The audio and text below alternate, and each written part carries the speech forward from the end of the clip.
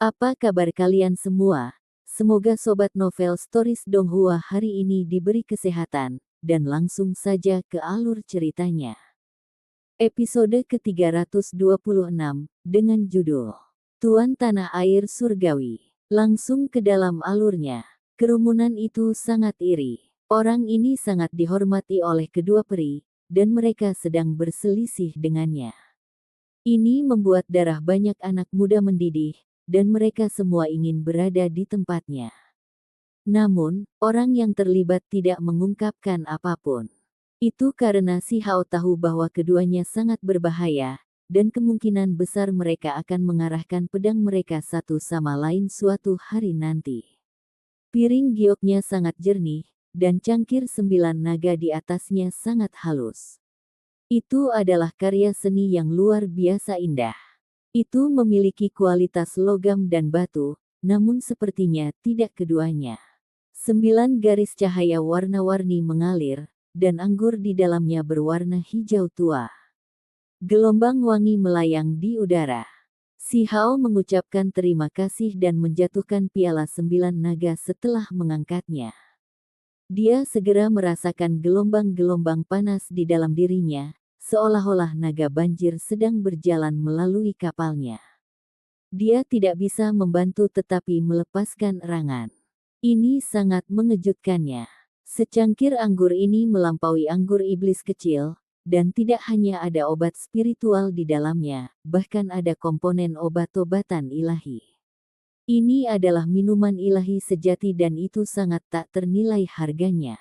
Pada saat berikutnya, suara seperti guntur terdengar dari dalam tubuh si Hao.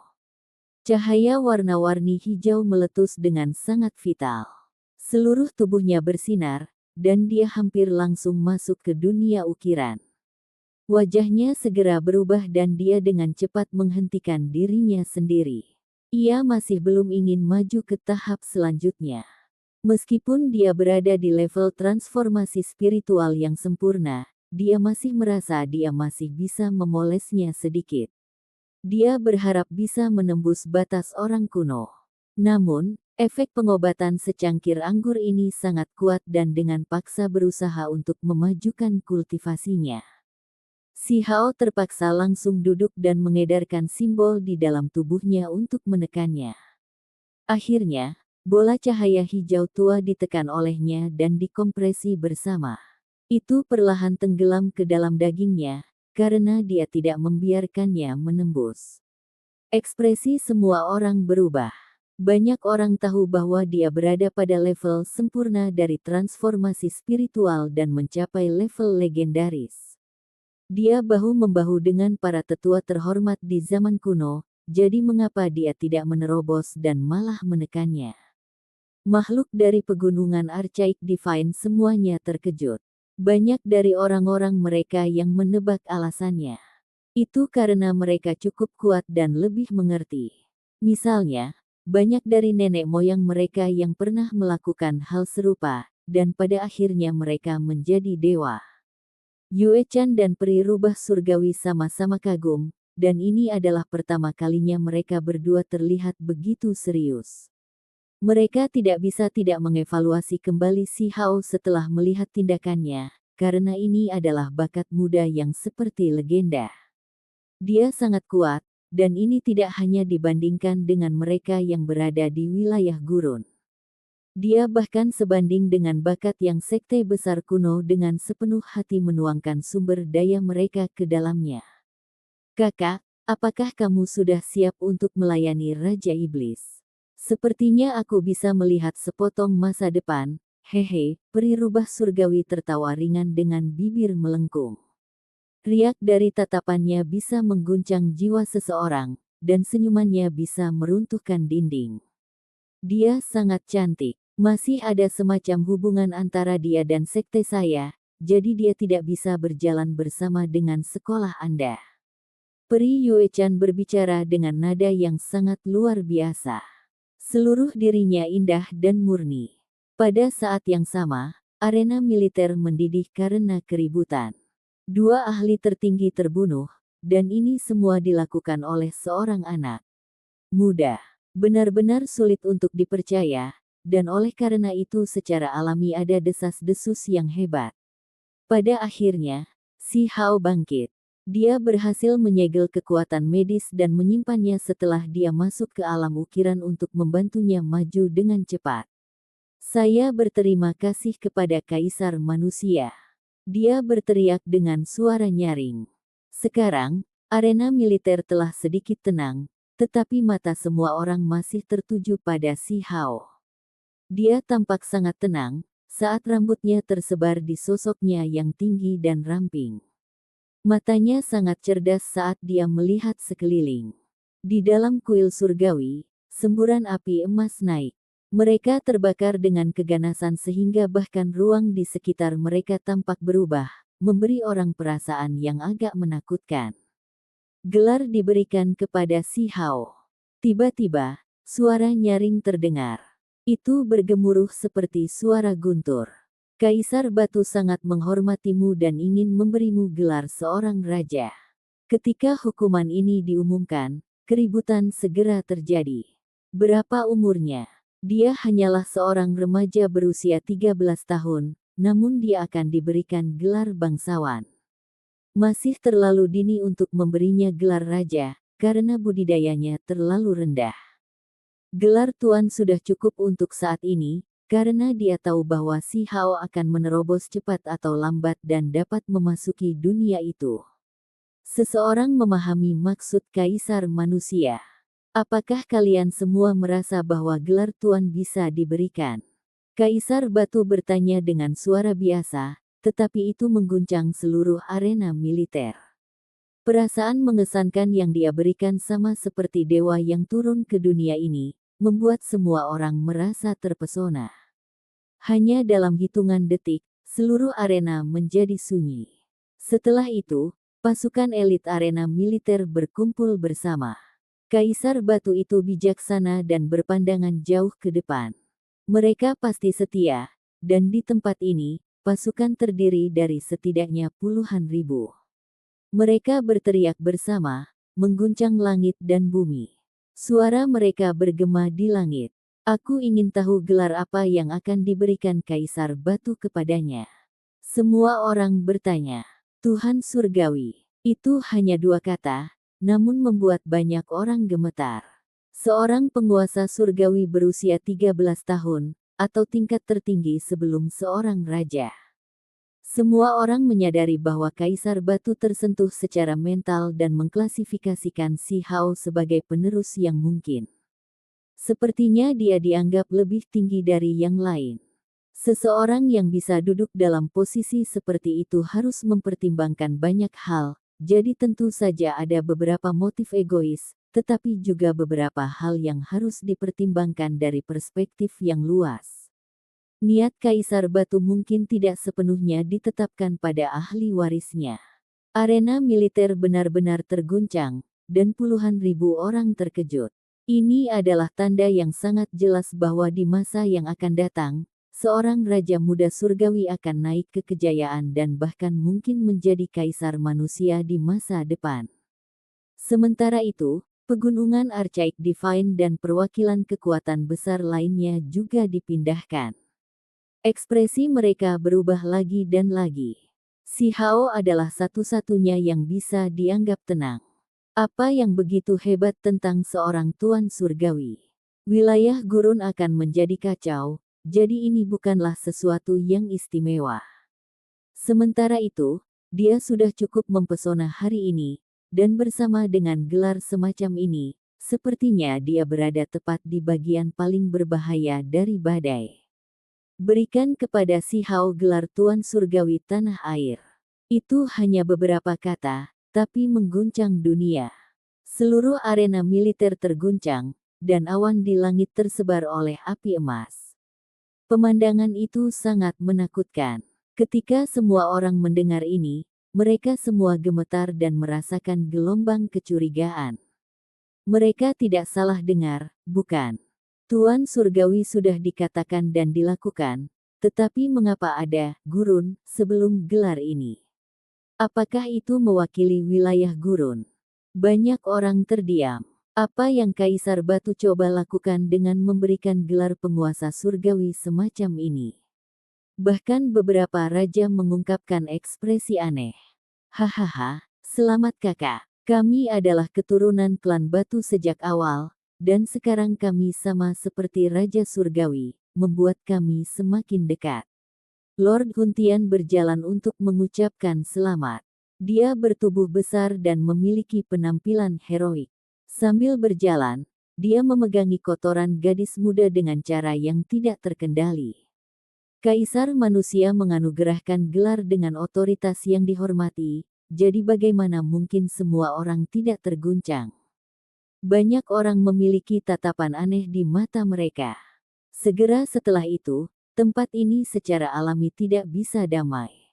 Seolah-olah meteorit menabrak lautan. Kaisar manusia, mendorongnya ke dalam badai seperti ini benar-benar tidak menguntungkan baginya. Di dalam kuil surgawi pusat, seorang tetua berbicara. Posisinya adalah kepala suku tepat di bawah kaisar manusia, jadi statusnya dihormati. Jelas bahwa dia bukan manusia. Saat matanya terbuka dan tertutup, sinar perak yang mengejutkan akan melewati matanya. Ini juga bisa dianggap sebagai ujian untuk melihat apakah dia benar-benar naga atau serangga. Itu akan tergantung pada penampilannya sendiri apakah dia hidup atau mati. Kaisar manusia berbicara. Setelah pertempuran ini, nama Si Hao mengguncang ibu kota dan tersebar luas di seluruh negara Batu. Seorang anak muda tiba-tiba bangkit seperti bintang jatuh, dan ketenarannya menggema di wilayah tak terbatas ini. Dia adalah raja bangsawan termuda yang mendirikan 10 lorong surgawi. Dia dikenal sebagai pemuda tertinggi, tak tertandingi dalam alam dewa kekosongan. Bahkan 2 ahli tertinggi dibunuh olehnya. Untaian kemuliaan ini sama sekali membuat Si Hao tampak mempesona dan cemerlang tak tertandingi. Mata semua orang terfokus padanya. Rumah bangsawan-bangsawan baru muncul di dalam ibu kota, dan itu pada awalnya merupakan bagian dari keluarga kekaisaran yang megah dan mengesankan, tetapi setelah dibersihkan, itu dianugerahkan kepada Si Hao. Selama hari-hari berikutnya, ambang pintu rumah Si Hao hampir terinjak-injak oleh arus pengunjung yang tak ada habisnya. Namun, Si Hao tidak terlihat, karena dia menggunakan alasan ini untuk mengisolasi diri. Dia menyerahkan semua urusan ke tangan beberapa saudara laki-laki kakeknya. Orang-orang itu semua pindah dari Martial Imperial Manor ke Manor Wastelen Heavenly Lord. Mereka sekarang secara resmi berpisah dari Martial Imperial Manor. Selama beberapa hari terakhir ini, Si Hao terus-menerus merenungkan situasinya. Dia saat ini berdiri di depan gelombang besar dan berada dalam posisi yang buruk. Mudah baginya untuk menjadi target, jadi dia memutuskan untuk segera pergi. Di hari-hari berikutnya, dia bertemu dengan beberapa orang seperti Lord Huntian dan Huo Linger. Segera setelah itu, kunjungan dibayarkan kepadanya oleh 3 anggota klan Guntur. Yang pertama adalah putri tertua klan Petir, yang kedua adalah pelayan tua dengan kekuatan besar, dan yang ketiga adalah wanita cantik paruh baya. Kedua wanita itu secara tak terduga adalah putri tertua klan Petir dan ibunya. Si Hao mengundang mereka masuk dan mengobrol sedikit. Pada akhirnya, wanita paruh baya itu langsung mengungkit topik utama dan memberitahunya sebuah rahasia yang mengejutkan. Ibumu bukan dari daerah ini. Apa? Si Hao segera berdiri. Ini adalah pertama kalinya ekspresinya berubah. Klan Guntur datang ke sini karena niat baik untuk memberinya informasi ini. Ibu, Si Hao berasal dari luar wilayah ini. Di masa lalu, dia menyelamatkan wanita cantik paruh baya ini dan membawanya ke ibu kota negara Batu, dan itulah mengapa dia akhirnya menikah dengan klan Petir. Wanita paruh baya itu tidak menjelaskan secara detail dan hanya memberitahu Si Hao bahwa identitas ibunya tidak biasa. Dia datang dari luar wilayah gurun untuk belajar melalui pengalaman, tetapi mengalami bencana besar. Dia nyaris berhasil dengan hidupnya, tetapi kultivasinya hampir lumpuh. Kemudian, dia bertemu si Ziling dan mereka menjadi pasangan. Ibumu kemungkinan besar kembali ke wilayah misterius dan kembali ke klannya untuk mencari obat dewa. Namun, dia seharusnya kembali sejak lama jika semuanya berjalan lancar. Wanita paruh baya tidak melampaui ini. Alis si Hao mengunci saat dia berkata pada dirinya sendiri, wilayah misterius. Tapi sekarang, kamu mungkin tidak bisa pergi ke sana. Wilayah ini akan menjadi semrawut, sehingga batas antar wilayah akan sulit ditembus. Kecuali itu sekte besar, satu orang akan sulit menyeberang ke wilayah lain. Si Hao terguncang untuk mendapatkan informasi semacam ini secara tak terduga. Dia menunjukkan ekspresi syukur dan berkata, "Bibi, terima kasih." Wanita cantik paruh baya itu sebelumnya menemani ibunya, jadi tidak berlebihan bagi si Hao untuk memanggilnya sebagai bibi. Wanita paruh baya yang cantik itu tersenyum dan kemudian menceritakan semua yang dia ketahui dengan serius. Si Hao tidak mengatakan apa-apa dan tetap diam untuk waktu yang lama. Semuanya karena aku. Ibu, apakah Anda mengalami masalah di luar sana? Apakah anggota klan kami yang mempersulit Anda, atau kekuatan lain? Si Hao berkata pada dirinya sendiri. Ekspresinya tampak netral tanpa fluktuasi emosi yang besar. Karena sulit untuk melintasi daerah, maka saya akan menjadi hebat di wilayah gurun ini.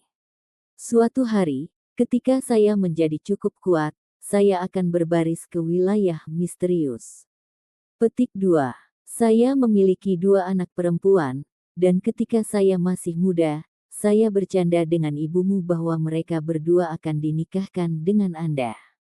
Si cantik paruh baya tertawa saat berbicara. Bu, adik perempuan akhirnya memiliki kesempatan untuk kembali, tapi dia akan ditakuti olehmu. Putri tertua klan Guntur menarik lengannya dan bertindak kekanak-kanakan. Dia tidak ingin ibunya mengatakan hal-hal sembarangan. Itu hanya lelucon. Kami tidak pernah membuat kesepakatan nyata apapun saat itu. Siapa yang mengira adikmu menjadi begitu pengecut dan kembali ke pegunungan dewa di tengah malam? Wajah kecantikan paruh baya itu penuh dengan kasih sayang. Si Hao terkikik. Dia akhirnya mengingat beberapa kenangan yang samar-samar dan tidak bisa tidak berkata, "Bibi, kamu melahirkan 2 saudara perempuan gemuk yang cantik." Ah Pu, putri tertua klan petir baru saja mengangkat cangkir tehnya, tetapi pada akhirnya, dia langsung mengeluarkan seteguk teh dari mulutnya. Inikah caramu memuji orang lain? Si Hao melihat mereka pergi. Dia butuh waktu lama untuk memikirkan semuanya. Segera setelah itu, ada orang lain yang datang berkunjung karena itu masih masa glamor si Hao. Secara alami ada banyak orang yang ingin bersahabat dan mengikatnya ke pihak mereka. Bagaimanapun, dia masih berusia 13 tahun, namun dia sudah begitu kuat. Hanya surga yang tahu pencapaian besar yang akan dia raih di masa depan. Peri rubah surgawi juga datang dan berdiskusi secara pribadi selama beberapa jam. Tidak lama kemudian, Peri Yue-chan juga berkunjung untuk berbicara dengannya sebentar. Pada akhirnya, si Hao memutuskan untuk pergi. Ibu kota terlalu sibuk dengan aktivitas dan juga terlalu gelisah. Dia tidak bisa berkultivasi di sini, dan dia pasti tidak ingin menjadi pusat dari semua komplikasi yang ditujukan padanya. Tunggu sebentar lagi. Sebelum dia pergi, dia membuat keputusan seperti ini. Segera setelah itu, dia menyatakan perang. Apakah Si Yi berani bertarung? Dia tidak tahu apakah pihak lain meninggalkan kultivasinya atau tidak dan kembali ke ibu kota. Namun, selalu ada desas-desus bahwa Si Yi akan muncul. Episode ke-327, dengan judul Istana Kuno. Langsung ke dalam alurnya. Penguasa surgawi Tanah Gurun menyatakan perang melawan Si Yi. Ini mengguncang seluruh ibu kota. Berita itu sangat mengejutkan, tapi juga tidak bisa dianggap terlalu mendadak. Itu karena semua orang tahu bahwa kedua pemuda tertinggi ini pasti akan bertarung. Itu tidak bisa dihindari. Ada dendam di antara keduanya yang tidak akan mudah hilang. Hal-hal ini terlalu mengejutkan. Salah satunya awalnya adalah makhluk tertinggi yang terlahir secara alami, tetapi tulangnya dicungkil dan tubuhnya dibiarkan layu sampai mati. Dia awalnya seharusnya menghilang seperti angin, tetapi 1 dekade kemudian, dia muncul kembali dan selanjutnya naik menjadi kebesaran. Itu seperti keajaiban. Selain itu, untuk Xi, semua orang bahkan lebih paham dengan keadaan. Setelah memahami rahasia yang telah disimpan selama bertahun-tahun, pikiran semua orang terguncang. Tidak hanya dia murid ganda, dia bahkan memiliki tulang makhluk tertinggi. Jelas bahwa dia akan mencapai level yang tak terduga. Apakah si Hao bahkan bisa melawan? Semua orang ragu. Bagaimanapun, Si Yi telah memasuki halaman suci kuno dan tidak ada yang tahu kapan dia akan bisa keluar. Meskipun semua orang berspekulasi bahwa dia sudah pergi, mereka masih belum melihat aktivitas apapun. Si Yi, apakah kamu berani melawan? Sayangnya, tidak ada seorang pun di sana yang menerima tantangannya, karena individu dengan 2 mata itu tidak pernah muncul dan tidak ada yang tahu di mana dia berada. Ekspresi orang-orang marsial Imperial Manor jelek, dan beberapa dari mereka mengepalkan tangan. Akan ada hari ketika Yier kembali dan memberinya pukulan yang bagus. Ada beberapa yang geram dan penuh rekonsiliasi. Saya percaya bahwa Yier akan menjadi orang yang tak tertandingi di bawah langit. Kultivasinya pasti akan melampaui zaman dahulu dan mempesona era ini. Petik 2. Orang-orang marsial Imperial Manor bergumam di antara mereka sendiri. Kebanyakan orang yang tersisa adalah ahli dari garis keturunan Si Yi. Dalam hidup, ada kalanya sulit untuk kembali begitu keputusan dibuat. Hari-hari berlalu satu demi satu begitu saja. Si Hao menunggu setengah bulan, tapi tetap tidak menerima kabar apapun.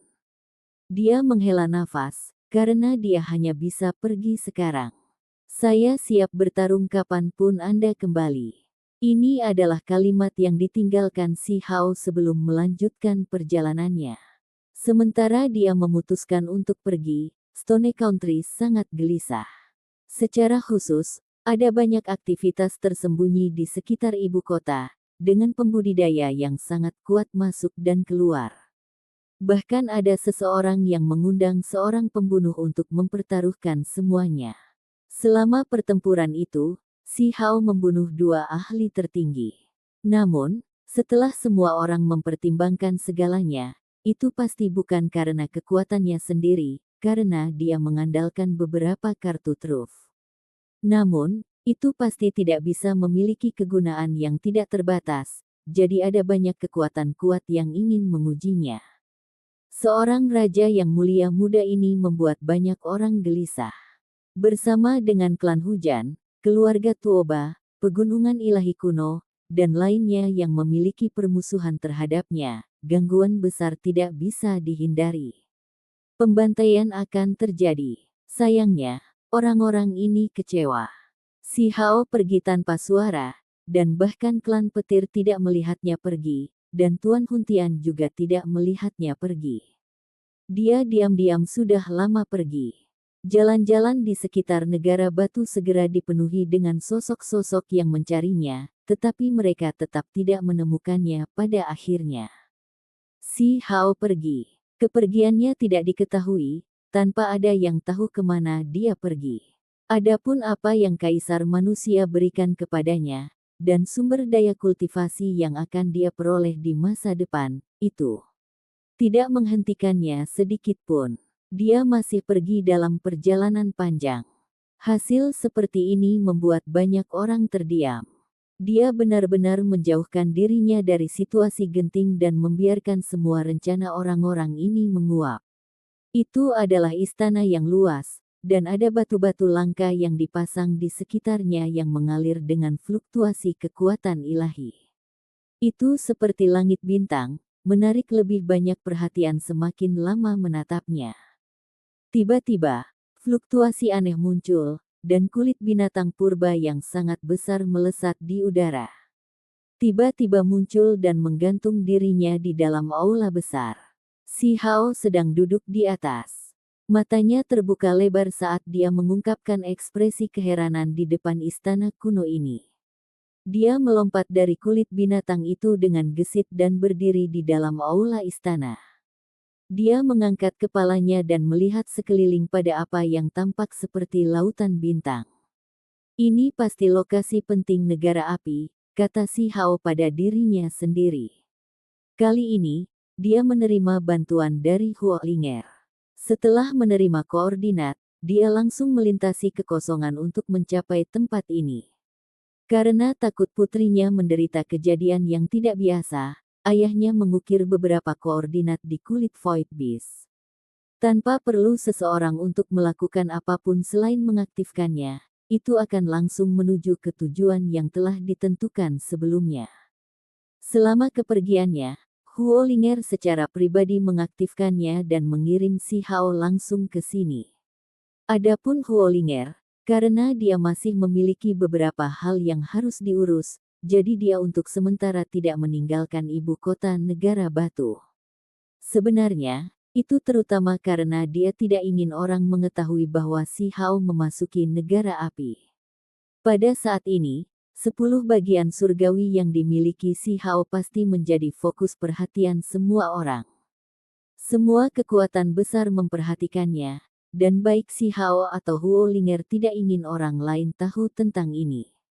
Secara alami, para pelayan tua yang membantu Huo Linger tidak akan membocorkan informasi. Tidak ada yang bisa menemukan jejak saat dia pergi. Istana kuno di negara api ini sangat damai. Itu sangat luas, dan hanya suara langkah kakinya sendiri yang bisa terdengar. Dia akhirnya berjalan ke tanah terlantar yang besar, dan gurun yang sangat luas terbentang di hadapannya. Selain istana kuno yang luas ini, tidak ada bangunan lain. Kamu berasal dari istana kekaisaran itu, kan? Kenapa kamu datang sangat terlambat? Yang lain sudah masuk. Tiba-tiba, seorang tetua muncul. Tidak ada banyak ekspresi di wajahnya, tapi nadanya jelas terdengar tidak puas. Si Hao kaget. Apakah ada kesalahpahaman? Tidak jauh dari situ, seorang pemuda muncul. Armor merah menyala menutupi tubuhnya, dan cahaya berapi mengelilinginya. Dia tampak sangat kuat. Saya bukan keturunan negara api, Si Hao menjelaskan.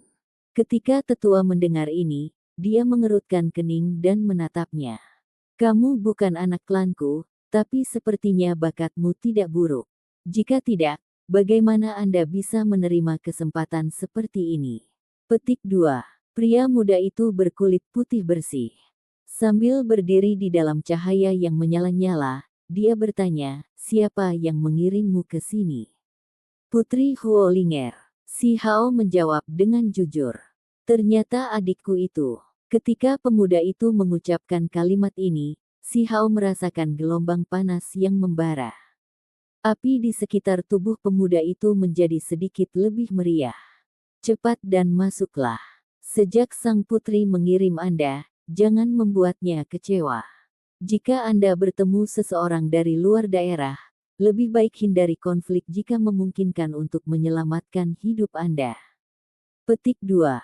Si Hao bingung dengan kata-kata. Dia merasa kesalahpahaman mungkin menjadi lebih buruk. Adik kaisar selalu disayangi oleh ayahku sang kaisar, jadi siapa yang tahu jika orang yang dia bawa bisa diandalkan. Saya hanya berharap Anda tidak berantakan total dan melakukan sesuatu yang bodoh. Pria muda itu mencibir.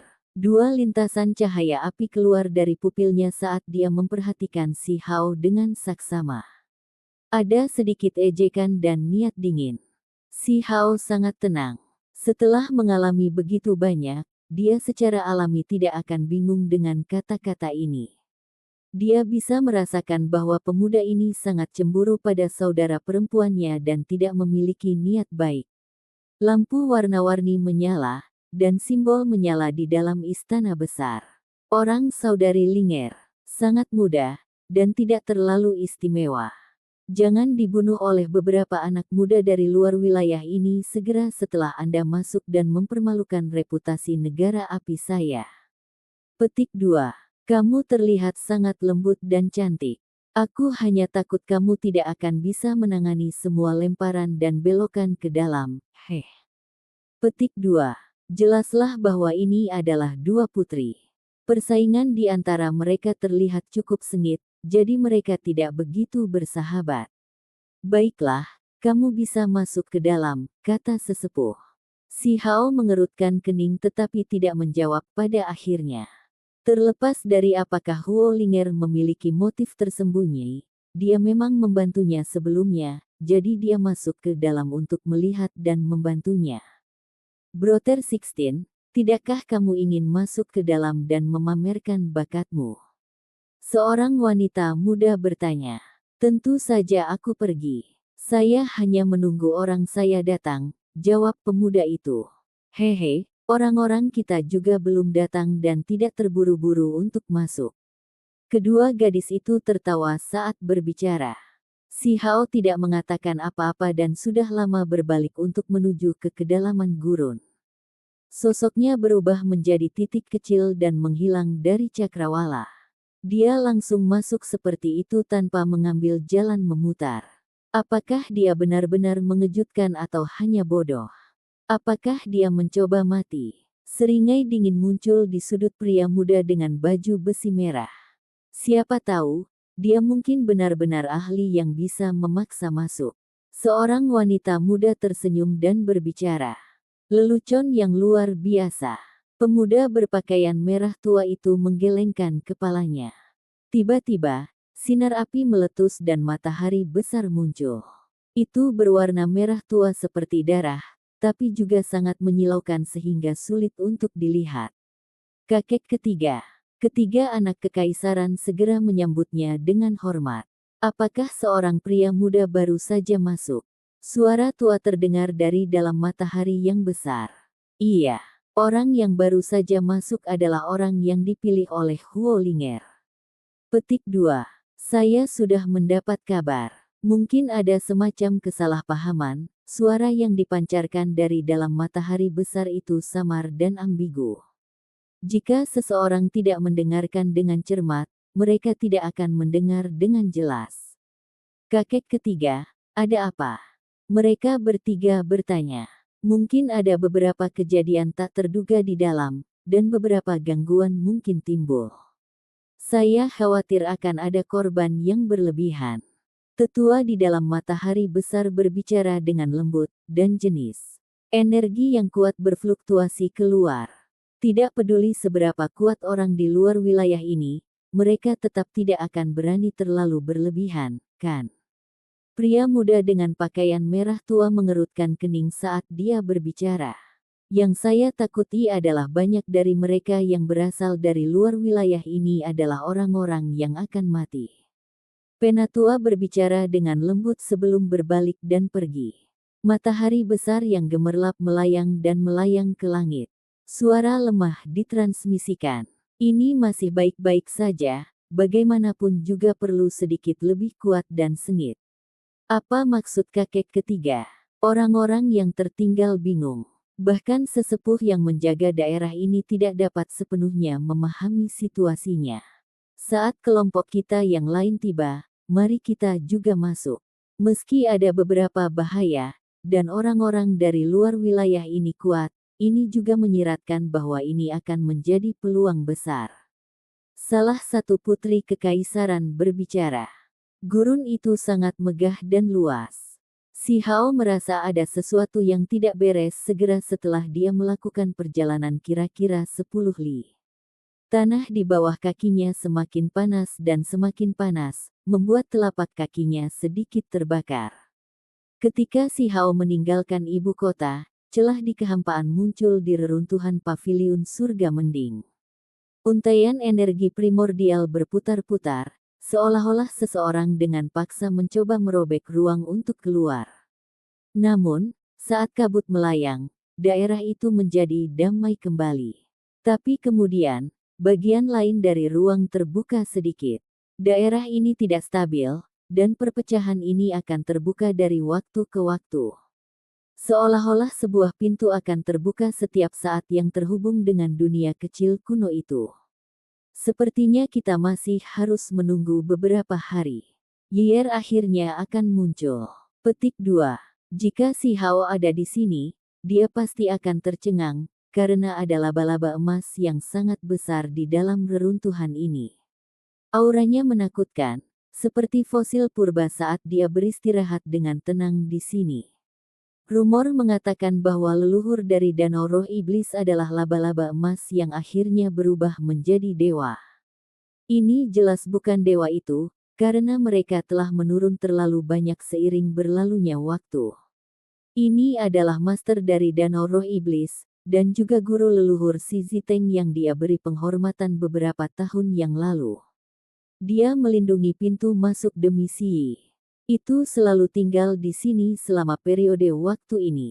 Bahkan ketika dia menerima berita bahwa ahli tertinggi laba-laba iblis bermata hitam terbunuh, dia tidak pergi dan masih melindungi tempat ini. Seorang individu murid ganda dengan tulang makhluk tertinggi bahkan membuat Tuan Danau Roh Iblis menurunkan superioritasnya. Ia tidak ingin seseorang memanfaatkan Si Yi ketika dia keluar. Episode ke-328, dengan judul Tanah Leluhur Negara Api. Langsung ke dalam alurnya. Paviliun penjaga surga sekarang benar-benar hancur. Hanya dinding dan puing-puing yang rusak yang tersisa dari sekte besar yang dulu mulia itu. Laba-laba emas tidak rileks untuk sesaat, karena ia tahu bahwa wilayah gurun akan menjadi kacau dan tabu akan muncul. Semua orang bersiap untuk pergi bersembunyi atau menghadapinya secara langsung. Itu memiliki harapan tinggi untuk Si Yi. Seluruh tubuhnya cemerlang, seolah-olah terbuat dari emas. Meskipun telah mengecilkan tubuhnya, panjangnya masih beberapa zang. Bentuk aslinya sebesar gunung. Mungkinkah individu dengan dua murid benar-benar akan keluar? Sepertinya ada beberapa aktivitas di sana, bahkan dengan seorang ahli tertinggi yang menjaga area itu. Petik 2. Kabar pun akhirnya tersiar, membuat hari-hari yang tak bisa dianggap tenang ini kembali kacau. Pikiran setiap orang tidak tenang dan agak gelisah. Jika Si Yi kembali, apakah anak buas itu akan muncul kembali dan melawannya? Lagi pula, masih ada 3 atau 4 tahun yang memisahkan keduanya. Petik 2. Semua orang merasa bahwa Si Yi adalah bakat melengkung surga yang kecepatan kultivasinya sangat cepat. Sementara itu, meski anak buas itu tidak biasa, masih ada kelemahan yang melekat pada dirinya yang lebih mudah. Mari kita tunggu dan lihat saja, lagi pula ini pasti akan menjadi pertarungan antar raksasa. Saya merasa seperti bentrokan antara keduanya bahkan akan mempengaruhi sekte besar yang tak terhitung jumlahnya di luar wilayah. Mungkin akan ada banyak faksi besar yang saling berhadapan. Petik 2. Semua orang sudah merasa bahwa badai dahsyat sedang terjadi. Jika mereka bertarung, maka itu pasti akan mengguncang semua arah dan menarik semua mata ke wilayah gurun. Kapan pertempuran antara pemuda tertinggi akan berlangsung? Semua orang menunggu dengan harapan. Setiap orang bisa memiliki nama mereka yang tersisa dalam sejarah. Bakat alami mereka sangat mengejutkan dan bahkan dapat meremehkan orang dahulu. Sayang sekali salah satu dari mereka akan jatuh. Petik 2. Tanpa ragu, individu dengan dua pupil dengan tulang makhluk tertinggi belum pernah terlihat sebelumnya pada zaman kuno. Itu adalah jenis keajaiban, dan pencapaiannya di masa depan tidak mungkin untuk diprediksi. Sementara itu, Si Hao kehilangan tulangnya yang tertinggi namun masih menjadi kebesaran. Ini seperti sesuatu yang keluar dari legenda. Pemuda seperti ini pasti akan mengejutkan dunia. Dunia berada dalam masa yang bergejolak, dan negara batu khususnya bahkan lebih menjadi titik fokus perhatian semua orang. Jika pernah ada pertempuran, maka kemungkinan besar akan diadakan di sini. Si Hao melakukan perjalanan ke kedalaman gurun dan merasakan bahwa pangkal kakinya semakin panas dan semakin panas. Dari waktu ke waktu, dia akan melihat udara panas yang mengepul naik dari bawah tanah. Tempat yang sangat panas. Ini bukan wilayah vulkanik, kan? Petik 2. Daerah ini sangat terpencil. Setelah maju selama beberapa lusin li, Si Hao tidak melihat satu helai pun rumput. Tidak ada makhluk lain, dan yang dia lihat hanyalah puing-puing yang menembus tanah kering ini. Gelombang asap putih membubung dari tanah, membawa serta bau belerang yang menyengat. Si Hao merasa seolah-olah dia sedang berjalan menuju neraka, karena itu semakin panas dan semakin panas.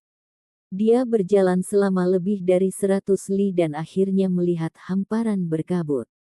Kenyataannya, itu kabut putih, dan bau belerang lebih kuat sekarang. Seluruh bumi yang besar tampak seperti sedang terbakar. Tiba-tiba, seekor burung ganas yang sangat besar terbang melintasi langit. Sayapnya panjangnya lebih dari 10 zang dan membawa embusan angin kencang. Itu terbang melewati kepala Si Hao, membuat pakaiannya berkibar dengan kacau.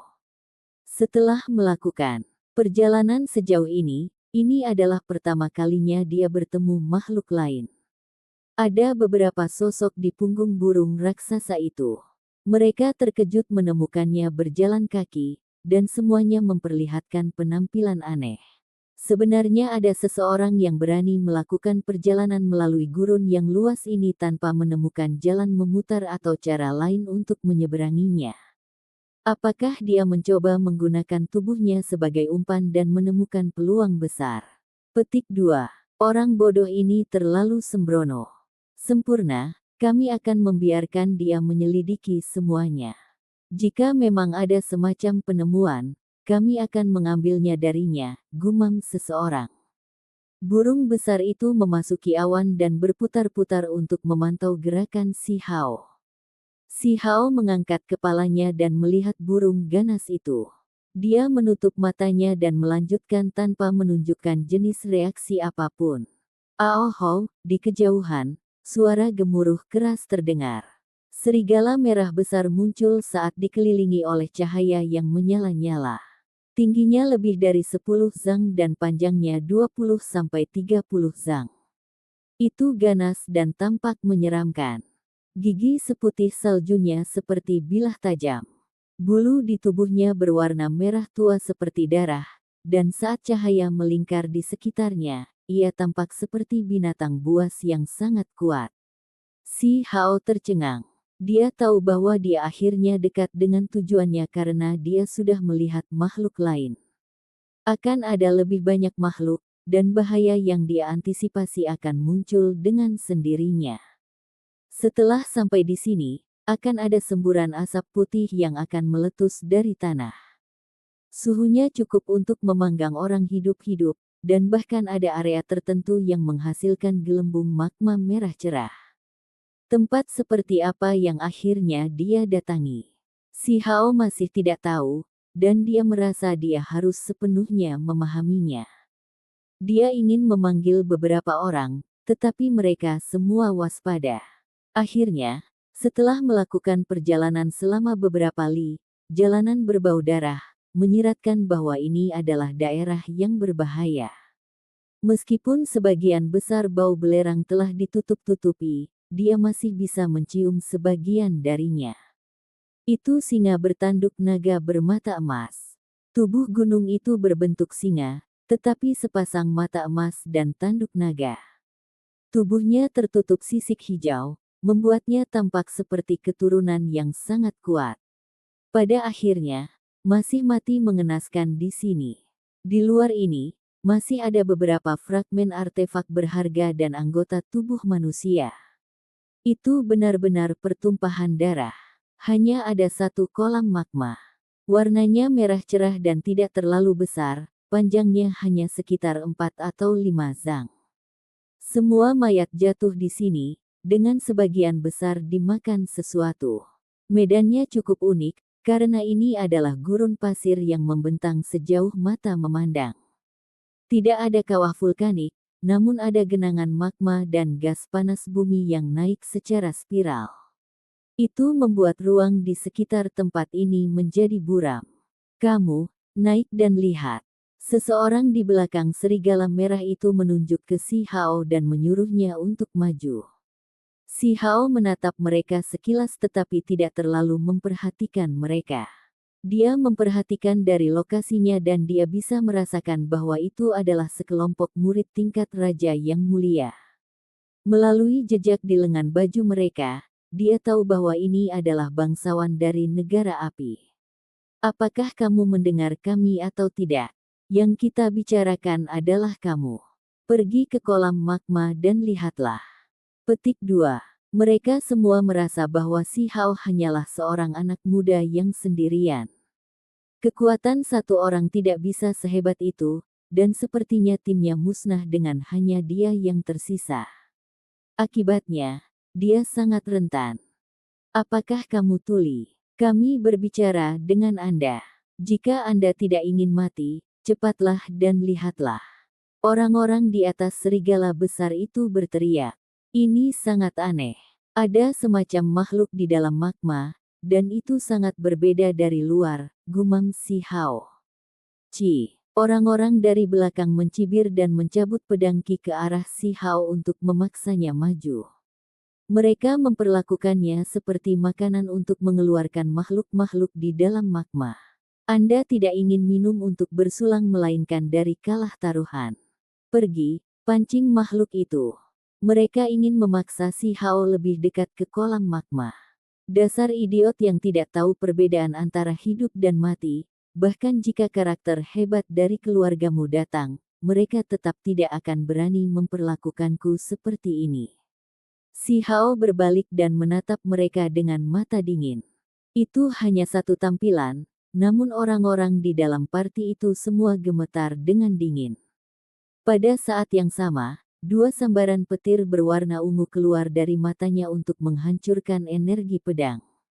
Dia mengarahkan pandangannya pada mereka dan kemudian mengangkat tangan yang besar. Gelombang panik diaduk saat dia meraih ke arah mereka. Itu adalah badai yang tercipta dari petir, membentuk tangan ungu keemasan yang besar. Serigala merah besar segera ditangkap dengan kekuatan yang tak tertandingi. Mereka tidak bisa bertahan sama sekali. Kelompok anak muda ini sangat kuat, dan bakat alami mereka tidak biasa. Jika mereka lemah, mereka bahkan tidak akan bisa masuk. Namun, itu adalah kemalangan mereka untuk bertemu dengan Si Hao. Mereka sama sekali bukan lawannya dan masih jauh lebih rendah. Bahkan makhluk dari pegunungan Archaik Divine bukanlah lawannya, jadi bagaimana orang-orang ini bisa melakukan sesuatu? Meskipun mereka jauh lebih tua dari Si Hao, itu tetap tidak berguna. Kamu, orang macam apa kamu ini? Mereka semua kaget. Anak muda ini sepertinya baru berusia 13 atau 14 tahun. Jadi bagaimana dia bisa begitu kuat? Dia sepertinya diambang memasuki alam ukiran, itu benar-benar tak terbayangkan. Di saat berikutnya, mereka bahkan tidak bisa mengeluarkan suara apapun lagi. Ini adalah badai yang terkondensasi dari petir dengan listrik yang tersebar di mana-mana. Suara pipa terdengar saat mengepung serigala besar itu. Semuanya terombang-ambing oleh petir. Ini sangat mengejutkan orang-orang di burung besar di langit itu. Mereka menyembunyikan diri di dalam langit. Si Hao tidak ada hubungannya dengan orang-orang ini, namun mereka ingin melemparkannya ke magma, membiarkannya mati. Tidak ada yang Si Hao lakukan yang bisa disalahkan padanya lagi setelah satu tindakan ini. Tentu saja, Si Hao tidak sepenuhnya tanpa ampun. Dia hanya menendang salah satu dari mereka ke depan sedikit, mengirimnya tidak terlalu jauh dari kolam magma. Tidak, tarik aku kembali. Ada busur listrik yang berterbangan di sekujur tubuhnya. Seluruh tubuhnya hangus hitam, dan sulit baginya untuk bergerak sedikit pun. Bicaralah, tempat macam apa ini? Keajaiban macam apa yang tersembunyi di sini? Apa yang sedang Anda cari? Si Hao dengan sederhana dan langsung menanyakan situasinya. Mulut individu ini terbuka lebar. Orang macam apa ini? Bahkan tidak tahu tempat macam apa ini. Apakah Anda bukan anak dari klan api? Bagaimana Anda bisa bercampur di sini? Orang-orang ini semua kaget. Kamu siapa? Salah satu dari mereka bertanya dengan suara keras. Akulah yang mengajukan pertanyaan. Si Hao berbicara dengan tenang. Ah, tiba-tiba, orang yang terlempar lebih dekat ke magma berteriak. Tanah di bawah tubuhnya tenggelam, dan dia langsung jatuh ke arah magma. Ekspresinya dipenuhi ketakutan. Si Hao mengerutkan kening. Dia mengulurkan tangan yang berubah menjadi gelombang emas untuk menyeretnya kembali. Dia tidak ingin dia segera mati. Namun, itu masih terlambat. Makhluk melambung keluar dari magma dan melebarkan sayapnya. Orang itu dibajak menjadi dua dan diseret. Yi, sepertinya sangat mirip ayam. Sangat aneh. Si Hao menunjukkan ekspresi kaget. Bagaimana makhluk ini menjadi begitu kuat? Itu tidak masuk akal. Apakah kalian akan berbicara atau tidak? Dia berbalik dan bertanya kepada orang-orang yang tersisa. Aohou, tepat pada saat itu, serigala besar itu berteriak dengan keras. Semua rambut di tubuhnya terangkat saat ia melakukan segala cara untuk menahannya, tetapi ia juga akan rontok. Pada saat yang sama, seekor burung ganas merah yang berapi-api menukik ke bawah. Panjangnya beberapa zang, dan seluruh tubuhnya merah seperti darah. Benar-benar tampak seperti ayam. Hong! Si Hao melepaskan telapak tangan, dan itu bertabrakan dengan makhluk ini, mengirimnya kembali ke lahar. Pada saat yang sama, ia mengirim serigala besar itu ke kejauhan, menyelamatkan hidupnya. Kita akan bicara. Cepat dan bawa kami keluar dari kolam magma ini ke tempat yang lebih aman. Orang-orang yang tersisa berteriak. Wajah mereka pucat saat mereka berkeringat. Bicaralah. Lalu, si Hao menatap mereka. Tempat ini adalah tanah leluhur klan saya, tempat negara api naik ke tampuk kekuasaan. Salah satu dari mereka berbicara dengan cepat sehingga dia bisa membawa mereka keluar dari kolam api ini secepat mungkin. Apa? Si Hao sangat terkejut. Dia benar-benar tiba di tanah leluhur klan api. Ini adalah tanah terlarang di mana orang luar tidak bisa masuk. Segera setelah itu, dia mempelajari banyak informasi lainnya. Dia sekarang secara kasar memahami situasinya. Selama era kuno, alasan bangsa api dapat naik ke tampuk kekuasaan adalah karena tanah leluhur ini. Rumor mengatakan bahwa ada banyak objek spiritual ilahi di sini yang memungkinkan kultivasi seseorang meningkat dengan cepat. Rumor mengatakan bahwa ada materi ilahi di sini yang bahkan bisa membuat makhluk biasa menjadi kuat. Ketika si Hao mendengar ini, matanya berkedip dengan cahaya. Semakin banyak dia mendengar, semakin dia merasa bahwa ini adalah tempat yang bagus untuk berkultivasi. Dia perlu memperbaiki dirinya sendiri dan menerobos dari alam transformasi spiritual ke alam ukiran. Beberapa makhluk dari daerah lain juga ada di sini. Mengapa? Si Hao bertanya. Sekte besar dari luar wilayah ini ingin bekerja sama dengan Kaisar Api. Mereka akan meminjamkan bantuan negara saya, tetapi mereka mengajukan beberapa syarat. Mereka ingin keturunan mereka memasuki tanah leluhur klan kami. Petik 2. Pengetahuan orang-orang ini tentang topik ini terbatas. Si Hao berspekulasi bahwa ada semacam rahasia besar di sini dan mungkin ada sesuatu yang luar biasa di sini. Jika tidak, bagaimana sekte besar di luar wilayah ini bisa dipindahkan? Segera setelah itu, si Hao menemukan bahwa setiap kaisar api dengan cepat meningkatkan kekuatan mereka dan menjadi hebat di sini. Mereka kemudian membidik tahta dan menjadi tuan. Ini membuatnya semakin tertarik. Dia memiliki perasaan bahwa Si Yi akan muncul dari halaman suci kuno, dan budidayanya pasti sangat tinggi. Jika dia ingin mengejar ketinggalan, maka itu akan memakan waktu. Bagaimanapun, dia 3 atau 4 tahun lebih muda. Ini adalah cacat, tapi dia ingin menggunakan kekuatannya sendiri untuk mengalahkan lawannya. Dia benar-benar tidak bisa lebih lemah dari sisi lain dalam hal kultivasi. Kalau tidak, pertempuran itu mungkin tidak akan menimbulkan ketegangan. Ini akan menjadi kasus kecuali dia menggunakan pagoda kecil, tetapi dia tidak ingin menggunakannya. Dia ingin melawan Si Yi dengan kekuatan sejatinya untuk melihat siapa yang kuat dan siapa yang lemah. Ini tempat yang bagus. Saya akan berkultivasi di sini dan melawan bakat dari luar wilayah ini untuk mengasah diri. Saya juga dapat menangkap makhluk ilahi di sini untuk mengekstrak fitur terbaik mereka, memperbaiki tubuh saya sendiri dan meningkatkan kecepatan kultivasi saya. Petik 2. Si Hao menjadi tenang dan merasa bahwa kedatangannya yang tidak disengaja ke tempat ini juga merupakan kesempatan besar yang diberikan kepadanya oleh Huo Linger. Dia terdiam selama beberapa waktu. Ini adalah kesempatan yang tidak bisa dia sia-siakan. Si Yi pasti akan keluar, dan pada saat itu, dia pasti akan mengejutkan seluruh dunia. Si Hao merasa pertempuran ini tidak akan terlalu jauh. Apalagi yang kalian semua tahu. Apakah ada hal aneh lainnya di sini? Dia ingin belajar lebih banyak tentang tempat ini. Ada banyak hal eksentrik tentang tempat ini. Selama zaman kuno, bahkan dewa telah datang ke tempat ini sebelumnya untuk mencari sesuatu. Kata-kata mereka membuat Si Hao takjub. Apalagi, ada berita lain yang mengejutkannya.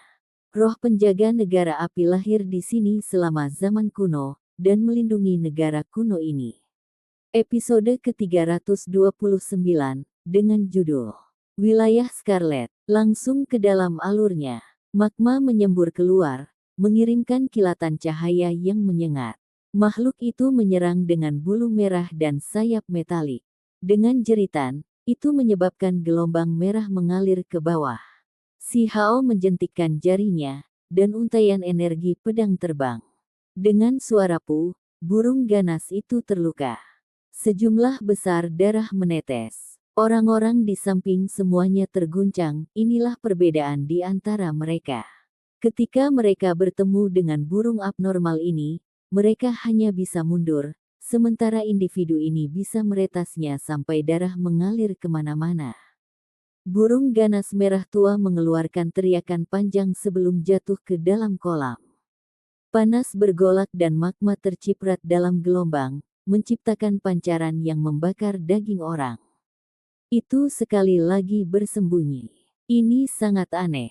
Itu hanya seekor ayam, namun sangat kuat. Aku akan menangkapmu dan melihatnya. Tangan kanan Si Hao membuat gerakan menggesek, membelah kolam magma ini. Itu tidak terlalu dalam, tapi magma terciprat dengan panas yang ekstrim. Burung ganas itu cukup kuat, tetapi masih agak pendek jika dibandingkan dengan Si Hao. Itu dipaksa keluar karena amarah. Bulu merah yang menutupi tubuhnya terbang seperti kilat merah. Si Hao mengeluarkan gunting naga emas, dan dengan suara kaca-kaca, semua bulu kirmizi dipotong dan hancur. Benar-benar seperti ayam, dia kagum. Binatang buas itu cukup ganas dan sekali lagi menerkam dengan kejam. Bentuknya seperti ayam, tapi cukup besar, panjangnya beberapa zang. Dengan suara puh, jari Si Hao menebas seperti pedang, memotong kepalanya. Darah memercik kemana-mana saat nyawa burung ganas itu berakhir. Dagingnya berkilau dan sepertinya cukup enak. Si Hao lapar, jadi dia mulai mencabut bulunya di tempat. Dia menuangkan air bersih dari kantong langit dan bumi dan mulai mencucinya. Setelah itu, dia mengeluarkan Heaven Transforming Bowl. Dia mengeluarkan kedua laba-laba itu dan melemparkannya ke artefak berharga lainnya. Dia kemudian menempatkan ayam abnormal di dalamnya dan mulai merebusnya. Mereka yang berada di samping merasakan giginya sakit saat mereka menonton. Tuan macam apa ini? Apa yang dia coba lakukan di sini? Dia benar-benar menggunakan artefak magis yang begitu kuat untuk merebus ayam. Akhirnya, Si Hao memakan ayam yang tidak biasa ini. Esensi spiritual di dalamnya sangat padat, dan ada juga kekuatan yang tidak biasa yang dapat memperkuat otot dan tulang. Berdasarkan apa yang dikatakan orang-orang ini, disinilah tempatnya istimewa. Makhluk yang lahir di tempat ini semuanya memiliki semacam esensi ilahi yang sangat berguna bagi manusia. Ini awalnya hanya ayam kampung, tapi setelah tinggal di sini selama 100 tahun, dia membedakan dirinya dari yang lain. Setelah melangkah ke Dao, itu berubah menjadi burung yang tidak normal. Si Hao berbicara dengan pelan. Jika di tempat lain, bagaimana ayam bisa mengalami transformasi seperti itu? Dia cukup kaget. Makhluk normal bahkan bisa mengalami perubahan seperti itu setelah tinggal di sini dalam waktu yang lama. Bagaimana jika itu adalah karakter yang bahkan lebih kuat? Tempat ini layak menjadi tanah leluhur klan api. Dia melanjutkan perjalanannya dan menerima konfirmasi.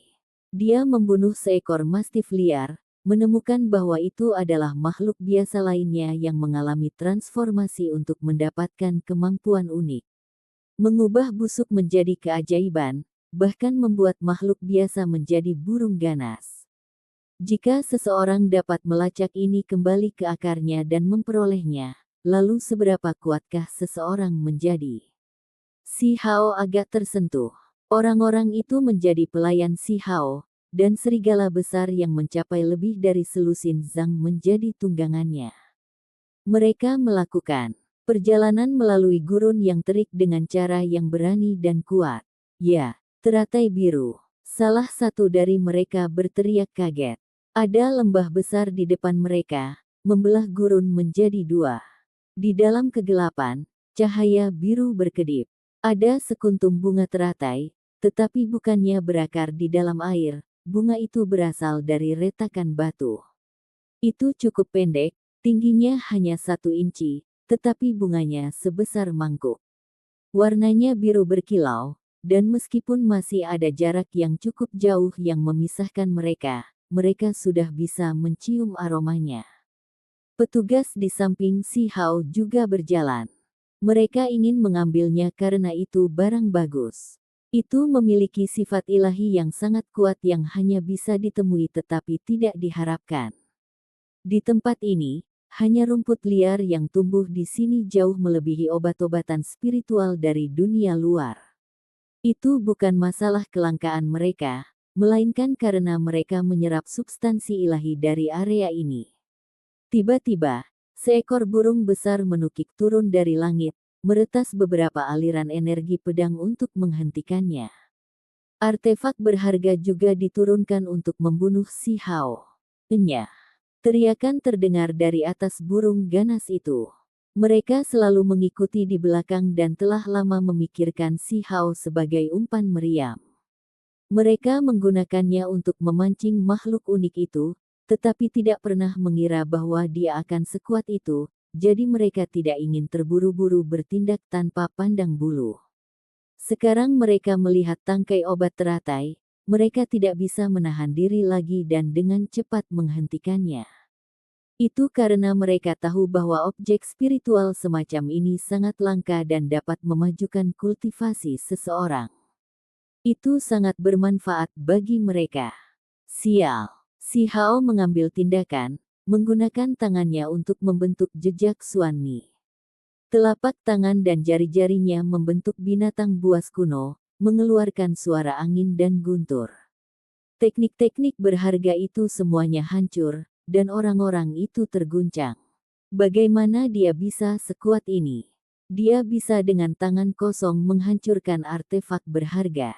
Petik 2. Mereka tidak tahu identitas Si Hao, hanya saja dia telah mempertaruhkan nyawanya untuk membunuh binatang berdarah murni. Mereka bersembunyi jauh dan tidak berani memprovokasi dia sama sekali. Mereka juga bisa dianggap ahli dari klan manusia, dan paling tidak, mereka sangat luar biasa di antara rekan-rekan mereka.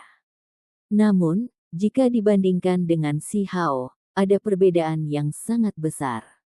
Cepat dan petik, mereka tidak melawannya secara langsung. Burung ganas yang sangat besar menukik turun ke lembah besar menuju teratai biru. Pertama-tama mereka ingin mengambilnya dengan paksa dan kemudian bergegas ke awan, dengan anggapan bahwa pihak lain tidak akan bisa menyusul. Tak satu pun dari mereka yang meramalkan bahwa mereka akan menghadapi bencana besar. Gelombang merah membumbung ke langit saat ngarai itu terbelah. Magma melonjak, menyebabkan panas terik membanjiri langit. Sebuah hamparan merah tua menutupi langit dan bumi.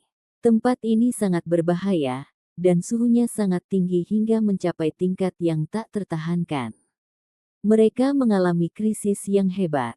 Burung ganas itu mengeluarkan teriakan yang menyedihkan saat menderita karena panas. Gelombang merah melonjak dan menenggelamkannya, dan tidak ada satu orang pun di punggung burung itu yang tetap hidup. Dalam suara cila, daging mereka mengering dan terbakar. Mereka dengan cepat berubah menjadi abu, menghilang dari dunia ini. Percepat, orang-orang di atas ngarai berteriak dengan keras. Mereka berbalik dan melarikan diri, tetapi mereka masih terlambat. Tanah terbelah, dan individu-individu ini jatuh ke lautan api. Magma bawah tanah melonjak dan melesat ke langit. Kemerahan yang membara menutupi segalanya, dan bayangan kematian menyelimuti tanah leluhur ini. Ekspresi Si Hao berubah.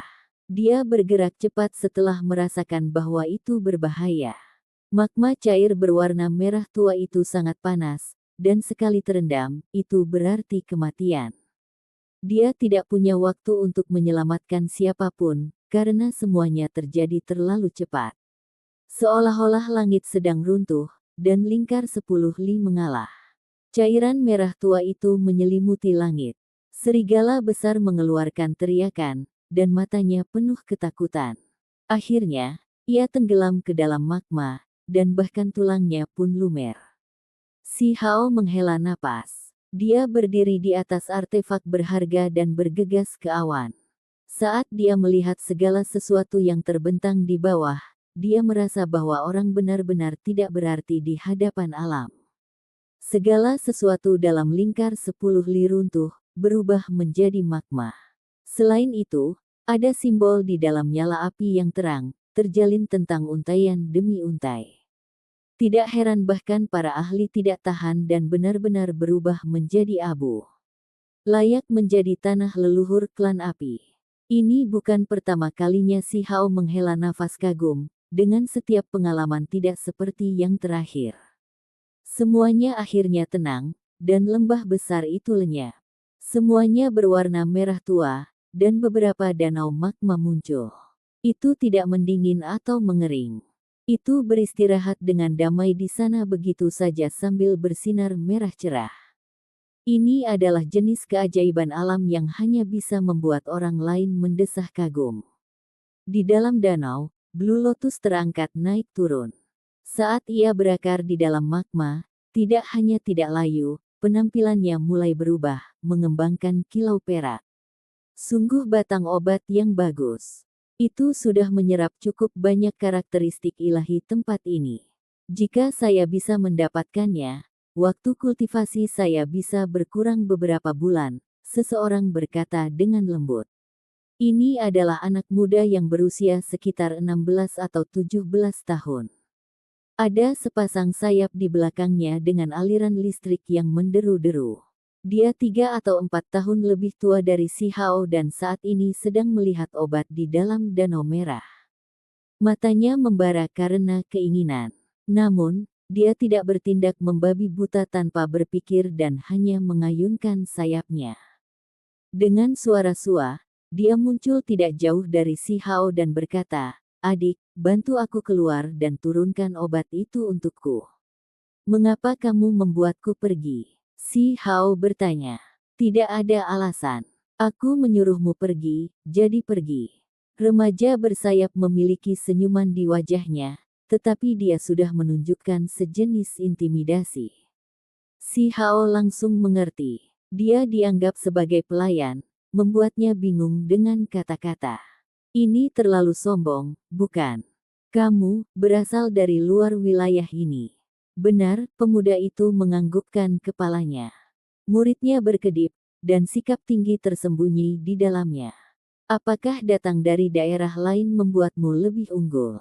Si Hao bertanya. Apa yang kamu coba katakan? Pemuda itu tidak senang, dan niat bertarungnya melonjak. Tampaknya menciptakan lebih banyak gangguan di dalam danau magma di bawah. Tidak ada. Pergi, petik teratai biru itu untukku. Si Hao berkata dengan tenang dan alami.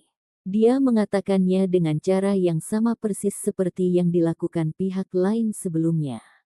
Kamu, wajah pemuda itu menjadi mendung dan dia bersiap untuk menyerang. Tentu saja, pertempuran ini tidak bisa dihindari. Si Hao ingin mencoba apa yang baru saja dilihatnya. Orang ini berasal dari luar daerah, jadi dengan melawannya, dia bisa memahami betapa kuatnya orang-orang dari daerah besar. Si Hao terkejut. Orang ini cukup kuat dan jelas bukan seseorang yang bisa dikalahkan oleh orang normal. Dengan kepakan sayap angin dan petir lawan, kilat melonjak seperti lautan, menyulitkan orang lain untuk melawan. Namun, dia bertemu dengan Si Hao, yang merupakan seorang pemuda tertinggi yang mendirikan 10 lorong surgawi. Setelah bertukar 20 pukulan, dia dikirim terbang dengan telapak tangan. Remaja itu memuntahkan seteguk darah. Dia dengan keras melawan, tetapi masih ditekan oleh Si Hao tanpa bisa bergerak satu langkah pun. Pergi, petik teratai. Jangan merusaknya. Si Hao menjatuhkannya. Kamu, tuan keluargaku akan membunuhmu. Pemuda itu enggan mengakui kesalahannya. Kesombongannya berubah menjadi kebencian saat dia berteriak di sini. Si Hao tercengang. Anak muda ini memang tidak biasa, tapi dia hanya karakter yang lebih rendah. Seberapa kuat karakter dari luar wilayah ini? Namun, dia tetap tidak takut, merasa bahwa semakin tangguh mereka, semakin besar dia bisa meningkatkan dirinya. Kamu harus pergi dan mengambil obatnya. Si Hao berbicara, seolah-olah dia sedang memesan seseorang di bawahnya. Suaranya terdengar sangat alami. Wajah pemuda itu menjadi pucat saat dia mendekati permukaan danau. Dia meraih obat lotus, tetapi dia secara alami tidak akan memberikannya kepada Si Hao. Dia ingin segera menggunakannya setelah mencabutnya atau bahkan menghancurkannya.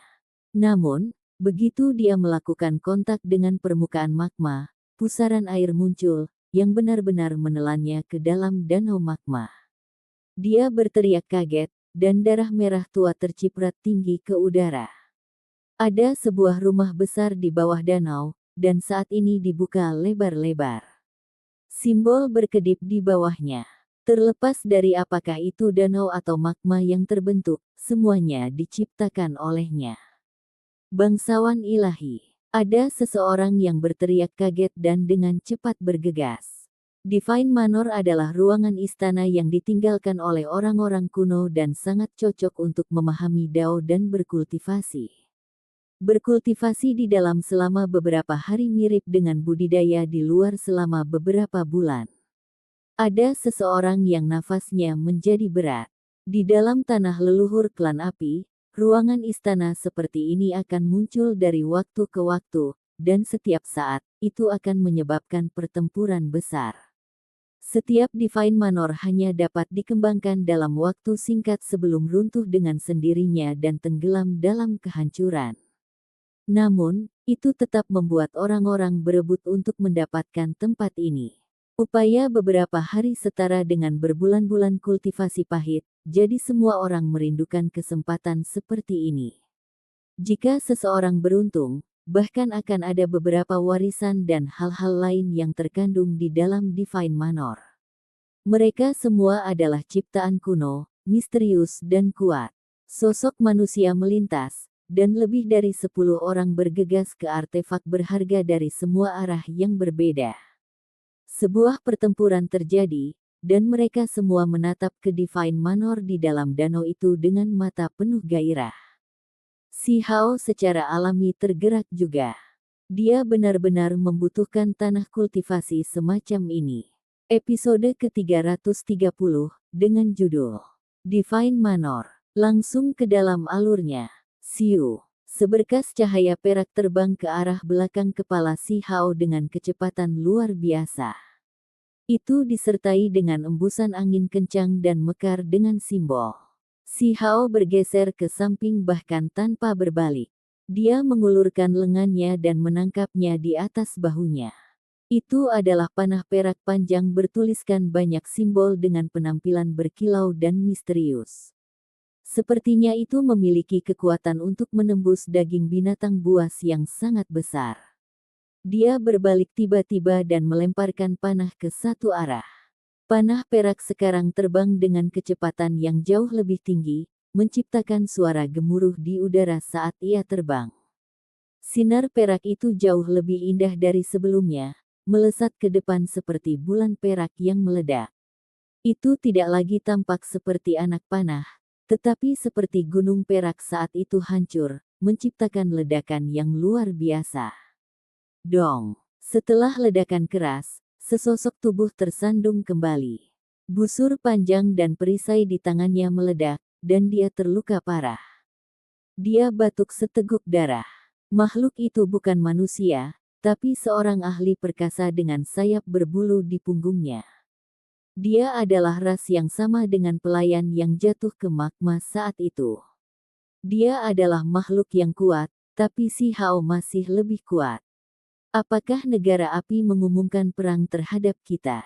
Apakah Kaisar Api meminta Anda untuk menyergap kami di sini? Pria itu berkata dengan suara dingin. Dia tampak sangat muda, namun dia sangat sombong. Bahkan setelah terluka, dia mempertahankan sikap pantang menyerah dan penuh permusuhan. Itu konyol. Saya tidak tahu apa yang Anda bicarakan. Si Hao tidak mau repot-repot menghadapinya. Dia malah menatap Divine Manor di bawah, takut kehilangan apapun. Danau magma di bawah berkilau dengan riak, dan sebuah istana terlihat samar-samar. Simbol meledak keluar dari istana, memberikan penampilan yang sangat misterius. Kabut dan lampu warna-warni secara bersamaan melonjak dari danau. Si Hao memusatkan pandangannya ke danau dan sangat ingin pergi ke bawah permukaan. Dalam waktu singkat itu, puluhan orang telah tiba, dan mereka masing-masing mengambil posisi yang menguntungkan, siap bergerak setiap saat. Siu. Seberkas cahaya keemasan bersiul di udara dengan lebih banyak kekuatan kali ini. Remaja di seberang danau mengeluarkan busur yang jauh lebih tangguh dari yang sebelumnya. Anak panah panjang yang ditembakkan darinya menukik keluar saat dikelilingi oleh simbol, menutupi langit. Pikiran Si Hao terputus. Dia mengangkat alisnya dan menatap remaja itu dan berubah menjadi cahaya yang berkedip, menyerbu ke arahnya. Dia mencegat anak panah itu dengan keras dan dengan cepat menutupi jarak di antara mereka.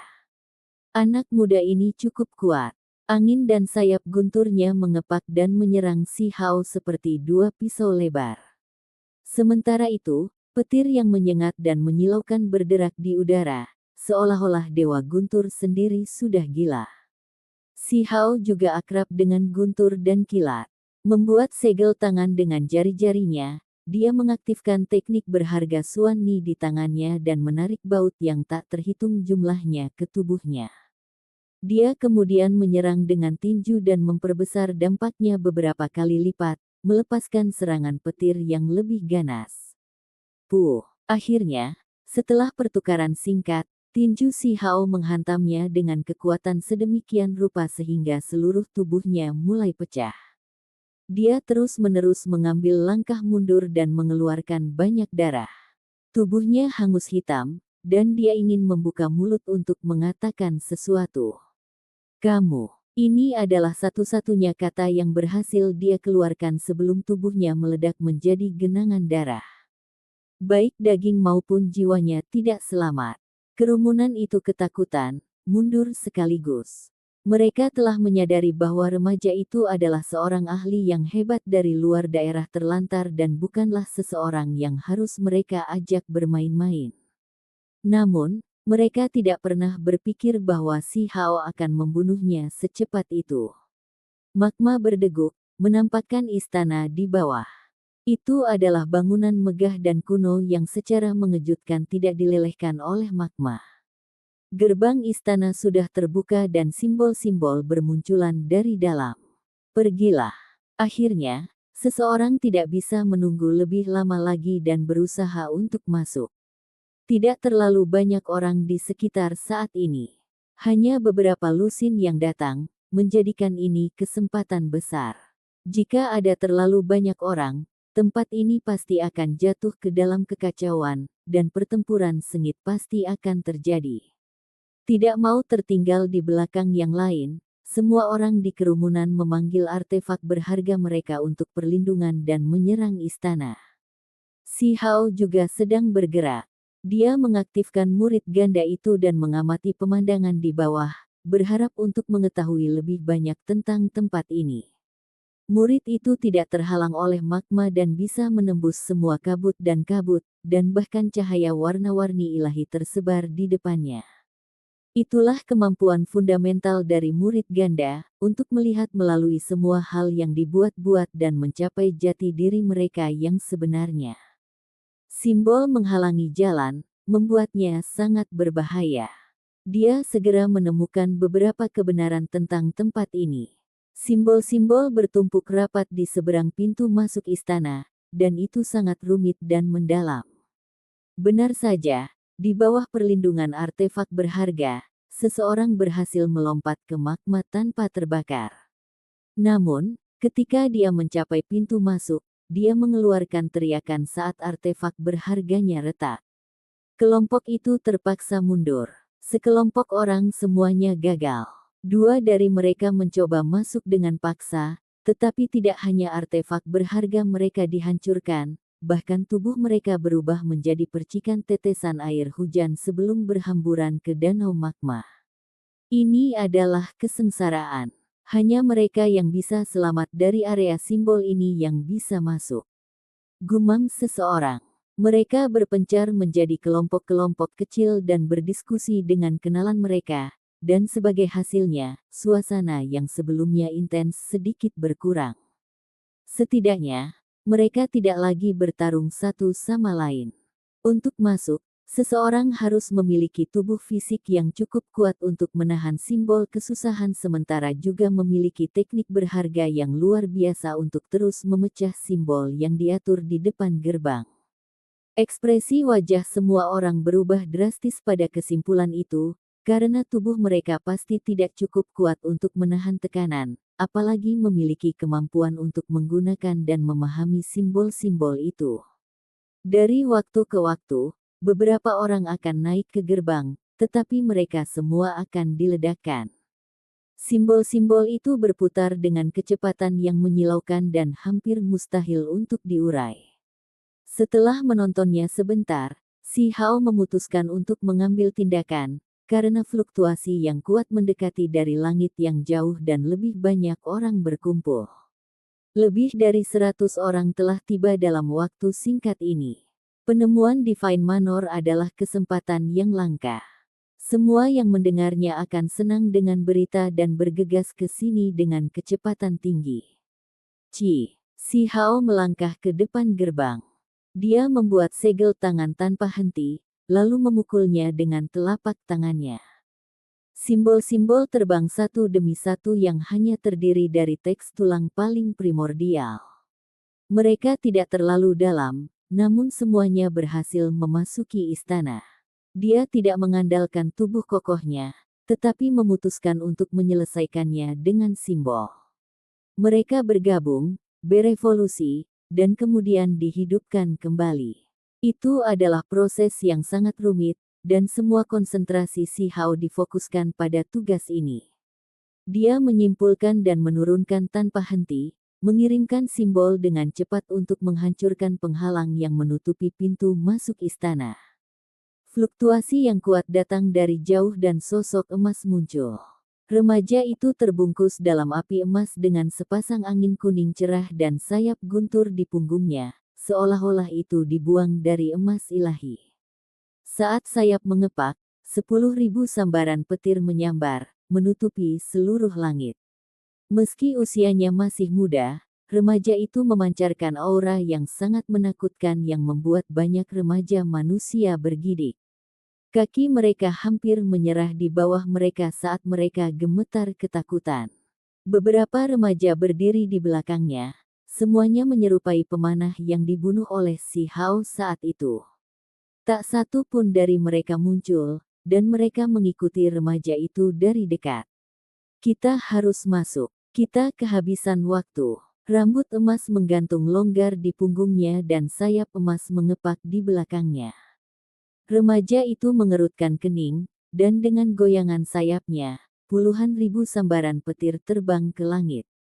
Dengan suara hong, langit dan bumi dikirim ke dalam kekacauan. Semua orang ketakutan. Dia tidak bisa menjadi pembudidaya tingkat transformasi roh, karena aura ini terlalu kuat. Dengan kepakan sayap emas, petir menyambar di langit, dan mereka semua mendarat di depan gerbang istana untuk membunuh si Hao. Itu adalah waktu yang penting baginya untuk memecahkan simbol-simbol itu. Si Hao tidak mundur, atau berbalik untuk melawan remaja itu.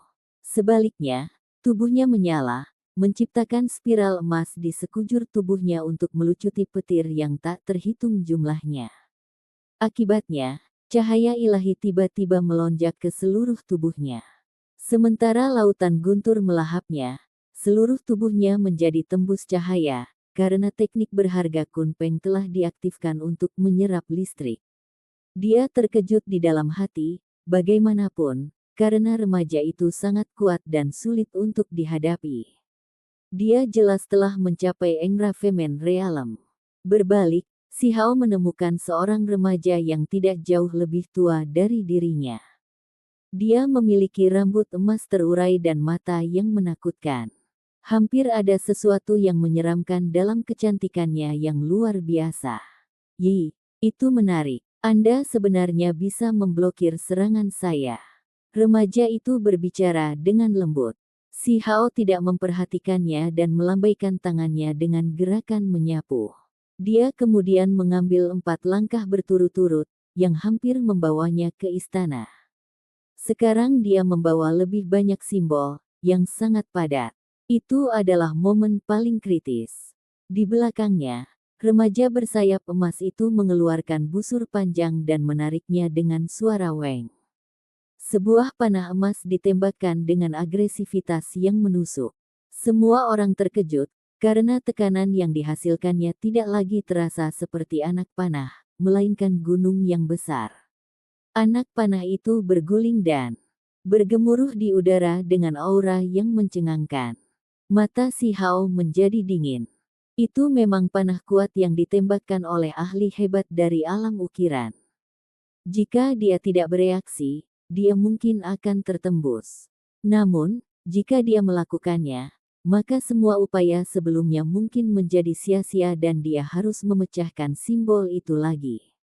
Dalam hal ini, lawannya akan berhasil membeli cukup waktu untuk bersaing dengannya. Tidak ada yang tahu apa yang akan terjadi setelah itu. Banyak makhluk perkasa ada di sekitar sini, dan bahkan lebih banyak lagi yang datang. Si Hao menyapu dengan tangan kanannya dan mengubah beberapa simbol menjadi naga banjir, yang melilit panah emas. Itu tidak memperlambat panah ke bawah, hanya mengubah arahnya, menyeretnya untuk membantu memecahkan simbol.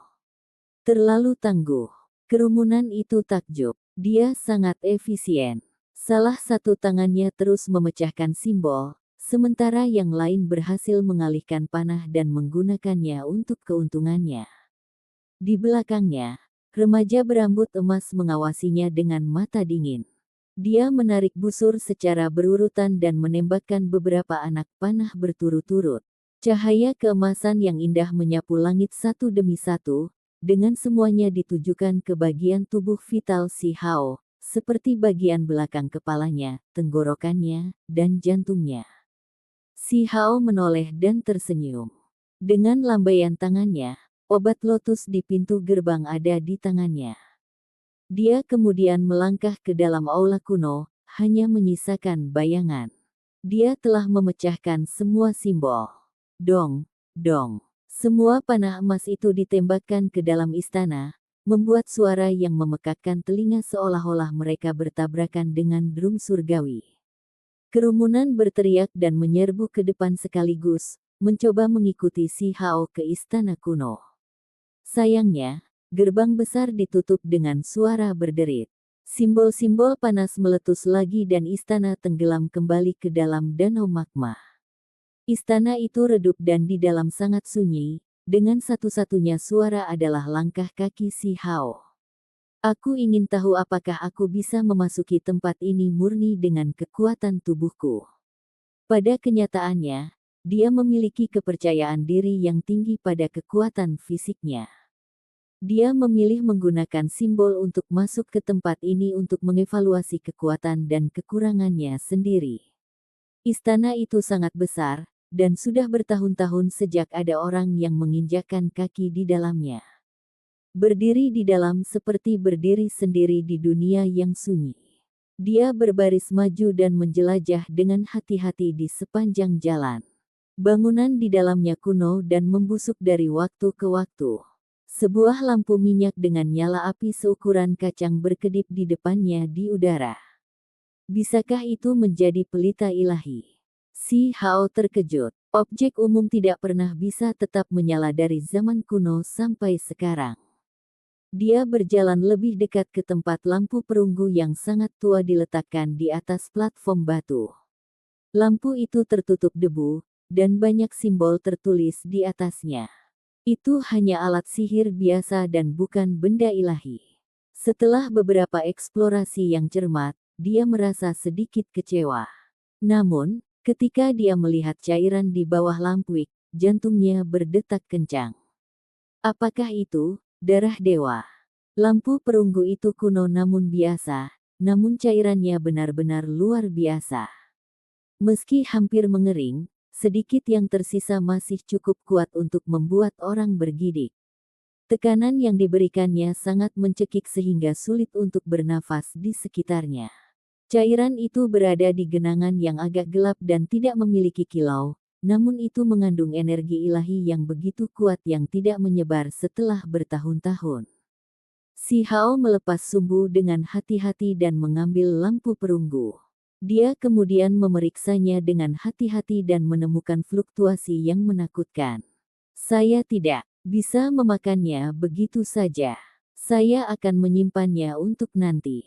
Saya mungkin bisa memanfaatkannya dengan baik di masa depan. Dia meletakkannya di kantong surga dan buminya dan melanjutkan perjalanan. Sampai jumpa di episode selanjutnya. Selamat beraktivitas dan sampai jumpa.